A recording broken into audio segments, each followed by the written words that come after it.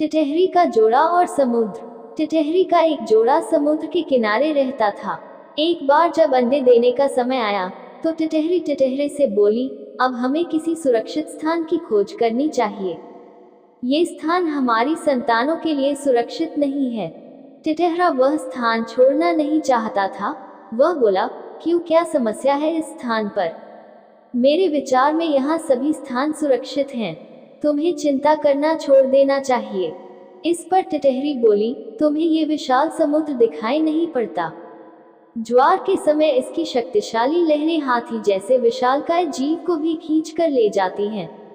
ऐसे में हम छोटे पंछियों की क्या बिसात। मेरी मानो तो ये स्थान छोड़कर कहीं और चलो। किंतु टिटहरा नहीं माना। वह बोला, तू व्यर्थ में चिंतित है। समुद्र ये दुस्साहस कर ही नहीं सकता। वह मुझे भय खाता है। इसलिए तू देखना, वह कभी हमारी संतानों को बहाकर नहीं ले जाएगा। टिटहरे की यह बात समुद्र ने सुन ली। उसे टिटहरे के अभिमान पर बड़ा क्रोध आया। उसने सोचा, एक छोटे से पंछी को स्वयं पर इतना अभिमान। अपने अभिमान में चूर ये पंछी स्वयं को मुझसे भी बड़ा समझता है। इसका अभिमान चूर करना ही होगा। समय आने पर टिटहरी ने अंडे दिए। एक दिन टिटहरी और टिटहरा दोनों भोजन की तलाश में गए हुए थे। तभी समुद्र में ज्वार आया और लहरों ने टिटहरी के अंडों को बहा दिया। वापस आने पर अपने अंडों को न देख टिटहरी विलाप करने लगी। वह टिटहरे को कोसते हुए बोली, मेरी बात न मानने का परिणाम देख लिया। ये समुद्र हमारे अंडों को बहा कर ले गया और तुम बातें बनाते रह गए। ऐसा ही अनर्थ होता है जब कोई अभिमानी अपने प्रियजनों की बात नहीं मानता। मेरी बात मानकर यदि बुद्धि से काम लिया होता और संकट आने के पूर्व ही उसका समाधान खोज लिया होता तो हमें ये दिन न देखने पड़ते। टिटहरी की इस बात पर टिटहरा बोला, मैं बुद्धि में किसी से कम नहीं हूँ। तू देखती जा, मैं कैसे समुद्र का पानी अपनी चोंच से सुखाकर अंडों को बाहर निकालता हूँ। अपनी शक्ति देखकर किसी से बैर करना चाहिए। विशाल समुद्र के समक्ष तुम एक तुच्छ प्राणी हो। ये बैर कहीं तुम्हें ही नष्ट न कर दे। टिटहरी बोली। टिटहरी की बात पर टिटहरे ने ध्यान नहीं दिया और अपनी डींगें हाँकने में लगा रहा। टिटहरी उसे समझाती रह गई कि कई नदियों से निरंतर भरने वाले समुद्र को सूखा पाना उसके बस के बाहर है। किंतु टिटहरा हट पर अड़ा रहा। अंततः टिटहरी बोली, ठीक है, जैसा तुम उचित समझो, किंतु मेरी एक बात मान लो। इस काम में तुम अन्य पंछियों की सहायता मांगो। एकता में बल होता है। हो सकता है तुम सब छोटे छोटे पंछियों की एकता समुद्र को सुखाने का कारनामा कर दिखाए।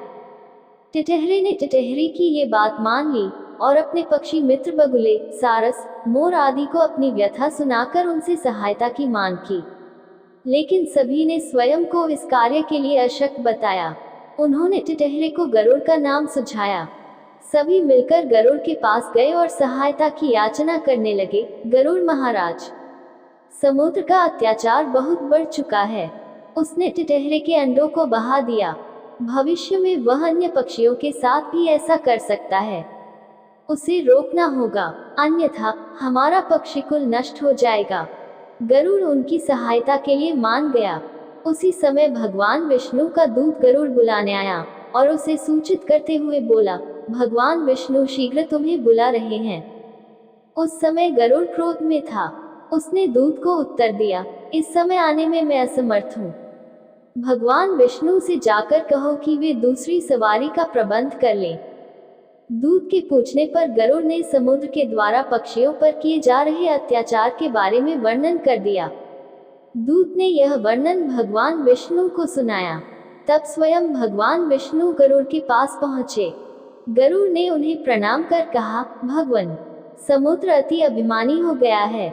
निरीह प्राणियों पर उसका अत्याचार बढ़ने लगा है। कुछ देर पहले उसने मेरे मित्र टिटहरे के अंडों का अपहरण कर न सिर्फ उसे दुख दिया है बल्कि समस्त पक्षी जाति को अपमानित किया है। अब हमें इसका प्रतिशोध चाहिए। भगवान विष्णु पूरी बात सुनकर बोले, तुम्हारा क्रोध उचित है। समुद्र का कृत्य सर्वथा अनुचित है। आओ समुद्र के पास चलें। मैं अभी टिटहरे के अंडे उसे वापस दिलवाता हूँ। सभी समुद्र तट पर पहुँचे।